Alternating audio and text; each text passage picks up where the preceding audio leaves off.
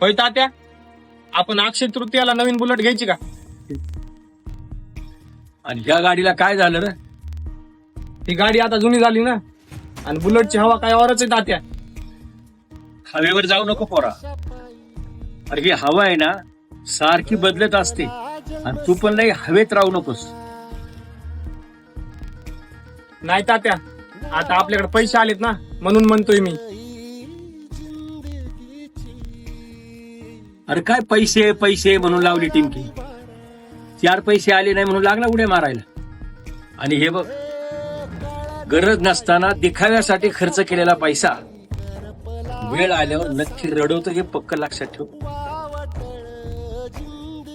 बरोबर आहे तात्या तुमचं. मला नकोय नवी बुलेट, मी हीच गाडी चालवतो.